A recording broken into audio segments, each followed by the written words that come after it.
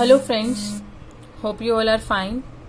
Today we are going to discuss about the three different concepts: bookkeeping, accounting and accountancy. Bookkeeping क्या होता है? Just a art of recording and classifying, कि कोई सी चीज को record करना और उसको उसके नेचर के अकॉर्डिंग क्लासीफाई करना इज बुक कीपिंग. और second one is accounting. Accounting क्या होता है? उसको समराइज करना, एनालाइज करना, इंटरप्रिटेशन करना और कम्युनिकेट करना result to the different users of accounting. Accountancy क्या होता है? कि systematic knowledge of accounting concern with principles and techniques, ये होता है accountancy. According to Kohler, accountancy refers to the entire body of the theory and practice of accounting. की जो accountancy है ना, वो entire body of knowledge है. किसका? accounting की theoretical knowledge भी और practical knowledge भी accountancy है. ये काफी एक broader term हो जाती है accountancy. अभी हमने तीनों टर्म्स के मीनिंग देखे थे. इसके बाद हम आते हैं ऑब्जेक्टिव्स ऑफ अकाउंटिंग, कि अकाउंटिंग के क्या ऑब्जेक्टिव्स हैं एक ऑर्गेनाइजेशन के towards.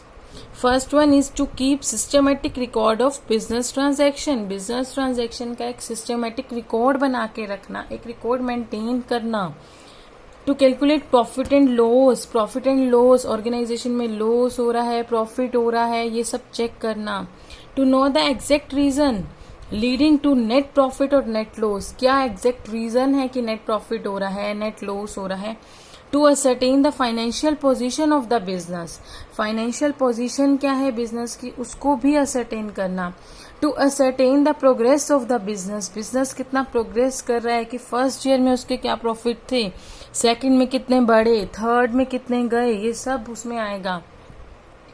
To prevent and detect error and frauds, कि क्या एरर हो रहा है, क्या मतलब हम गलतियां कर रहे हैं, कोई ऑर्गेनाइजेशन में कोई फ्रॉड तो नहीं हुआ जिसका भरपाई किसको करनी पड़े, ऑर्गेनाइजेशन को. ये सब चेक करता है. To provide information to various parties. जो भी पार्टीज उसमें इंटरेस्ट रखती हैं उनको भी इंफॉर्मेशन प्रोवाइड करना किसका काम होता है? अकाउंटिंग का ही काम होता है. These are the objectives of accounting. Next topic is limitations of accounting, कि जो अकाउंटिंग है उसकी कुछ ना कुछ लिमिटेशंस भी होंगी, कुछ तो ऐसा होगा शॉर्टकमिंग्स होंगी. क्या क्या है वो? Influenced by personal judgement. Accounting जो है वो पर्सनल जजमेंट के अकॉर्डिंग इन्फ्लुएंस करती है, कि अगर there are three persons A B C, तीनों के काम करने का तरीका डिफरेंट होगा, उनके पर्सनली जो वो जज करेंगे वो भी डिफरेंट होगा, तो उसी से अकाउंटिंग की रिजल्ट्स क्या होते हैं, अफेक्ट करते हैं. Based on accounting concept and convention, कि जो अकाउंटिंग है ना वो कुछ कंसेप्ट पे और कन्वेंशन पे बेस्ड होती है, जबकि एक्चुअल लाइफ में कई बार ऐसा नहीं होता कि हम कंसेप्ट्स को फॉलो कर सकें. Next one is incomplete information. Sometimes ऐसा होता है कि अकाउंटिंग कंप्लीट इन्फॉर्मेशन को डिस्क्लोज नहीं करती.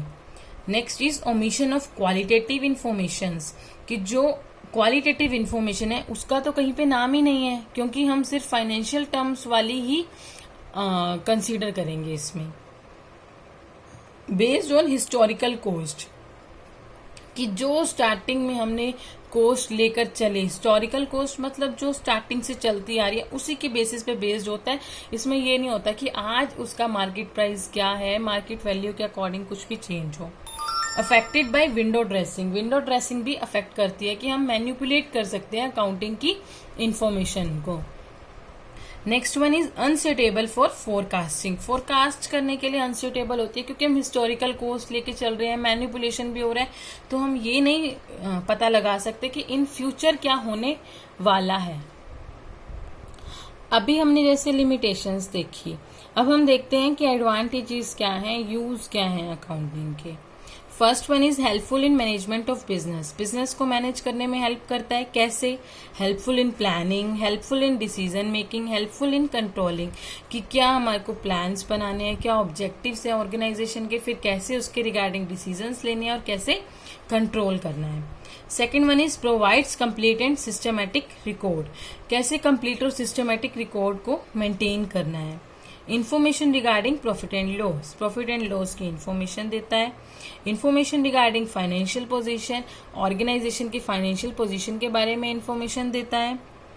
Enables comparative study, comparative study में ये होता है कि लास्ट ईयर के प्रॉफिट को हम इस ईयर के प्रॉफिट से कंपेयर कर सकते हैं, दो ऑर्गेनाइजेशन की प्रॉफिट्स को कंपेयर कर सकते हैं, उनकी डेली आउटकम्स जो भी उनका ऑपरेशंस चल रहे हैं उनको कंपेयर किया जा सकता है। ये सब अकाउंटिंग की हेल्प से ही होता है। Next is helpful in assessment of tax liability, की ऑर्गेनाइजेशन को कितनी टैक्स लायबिलिटी पे करनी है गवर्नमेंट को, वो भी हेल्प करता है असेस करने में। Evidence in legal matters, legal matters में हम एविडेंस एज अ प्रूफ भी अकाउंटिंग इन्फॉर्मेशन को दे सकते हैं। Facilitate sale of business, business को अगर बेचना हो तो उसमें भी हेल्प करता है। Helpful in raising loan, loan को रेज करने में, अगर हमें मार्केट से कोई लोन लेना है तो उसमें भी हेल्प करता है।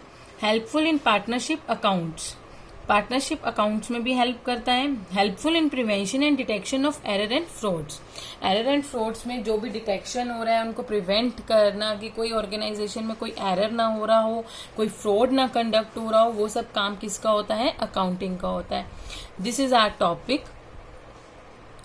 we will discuss further topic in the next